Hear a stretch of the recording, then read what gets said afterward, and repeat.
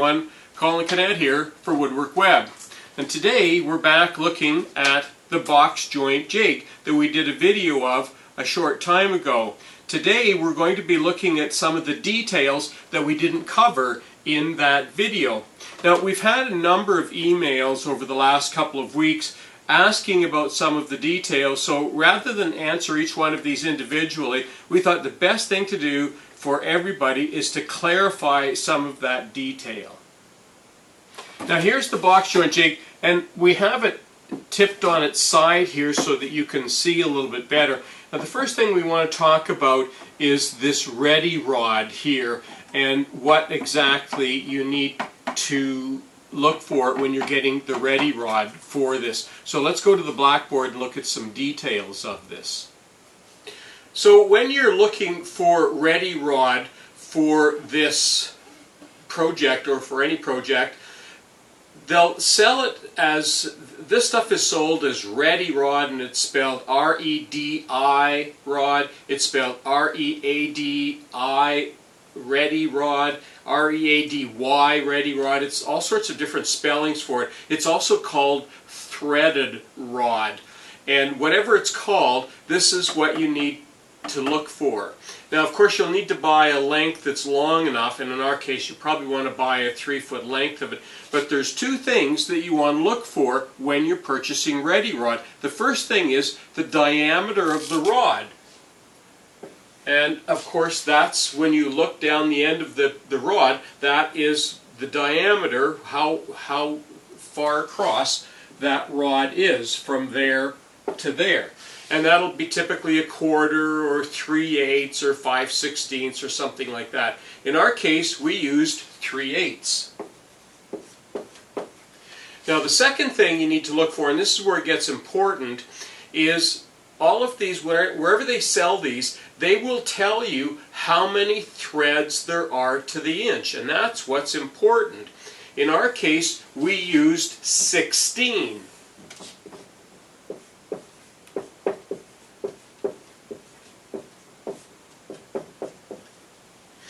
Now, the reason we use 16 threads to the inch, that's precisely what I'm going to show you today, why we picked that number. Now, you can pick other numbers. There's 18.5 threads to an inch, there's 20 threads to an inch, there's 14 threads to an inch, and all sorts of different combinations. And of course, they come in different diameters. But what's critical for this is the 16. We really want to try and stick with 16, and I'll show you why we want to do that right now. Before we talk about the number of threads per inch any further, let's talk about how big we want to make the box joint. And in my case, I use, and I've shown this before in other videos, I use this Freud box joint set. And it's actually 2 blades that are put together, and it gives a very nice, accurate cut. There they are. And when you put them together this way, they give a 1/4 inch cut. When you take the blades and reverse them like this and put them together, then it makes a 3/8 cut. So it makes 2 sizes of box joint cuts. Now, as I said, I prefer, for most of what I use, 1/4 inch. So that's where I set my blades like this. And the reason I use this blade set as opposed to a dado set is this gives me nice flat sides and a nice flat top. And not every dado blade set does that. So that's why I use this. But you can use dado blades. Now let's look at the threads per inch and why that works with a 1/4 inch box joint. So let's talk for one more time about the 16 threads per inch. Now, what that means is that if you take that ready rod and put a nut on it and rotate it, if you rotate that with the nut on that ready rod and rotate that rod 16 times, that nut will move exactly 1 inch. If you only rotate that ready rod 8 times, that nut will only move a 1/2 inch. And if you rotate that ready rod only 4 turns, it will only advance 1/4 of an inch. So that's why we use the 16 threads per inch, is because it's divisible by 4 and it works perfectly for 1/4 inch box joints. It also works for 3/8 box joints, but for today we're going to talk about 1/4 inch so that people that are having problem understanding how the registry works, you'll be able to see simply how it does work.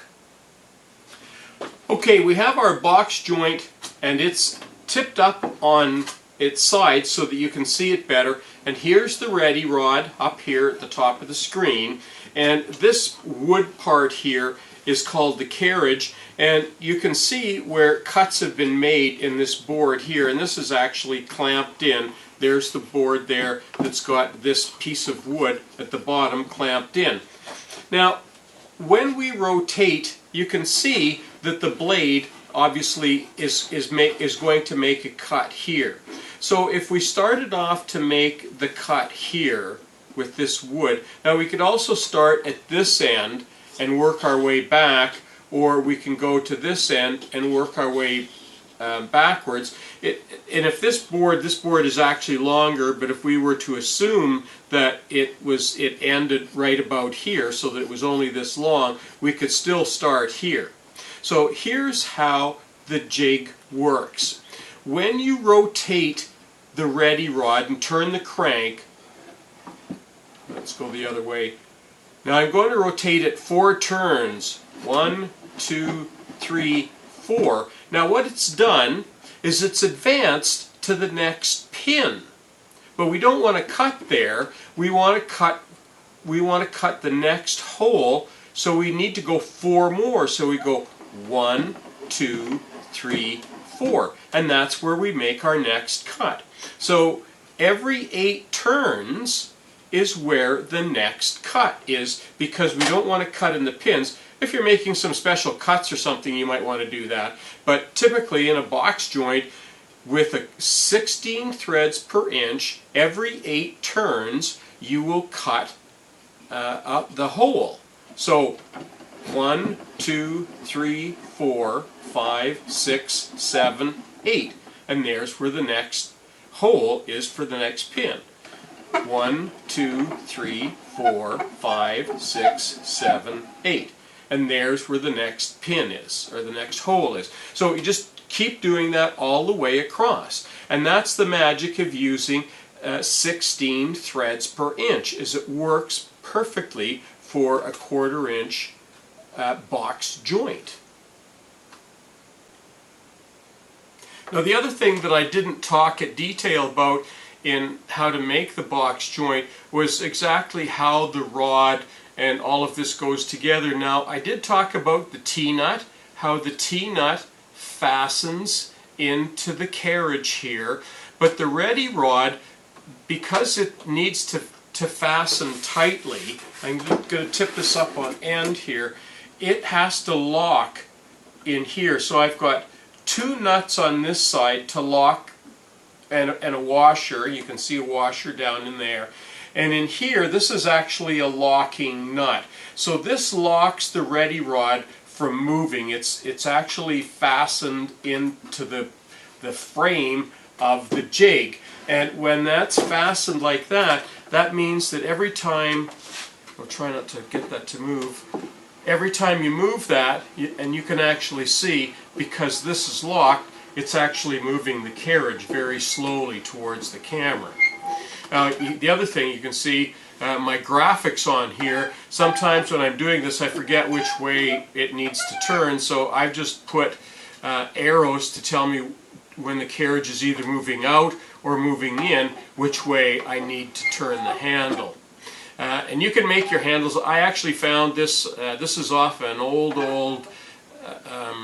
radial arm saw that quit working, and I just salvaged the handle from it. But you can make your own handles. They're pretty easy to make.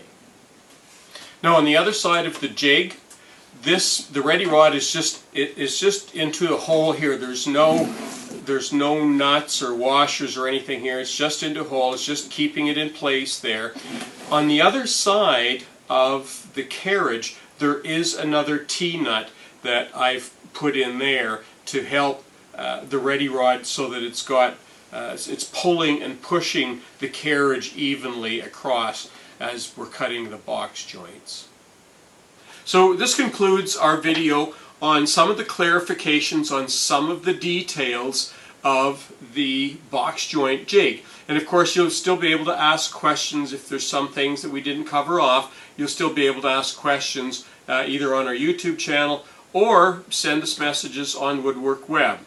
And remember to, if you like what we're doing here, subscribe to our channel here, subscribe to WoodWorkWeb, and we try and answer all of your questions as best we can. I'd like to thank all of our subscribers who did ask questions about this that helped us clarify this, because for everybody who did ask a question, there's always a bunch more that didn't get around to asking that question but still want to know. So for you that are pioneers in asking the questions, we really appreciate that.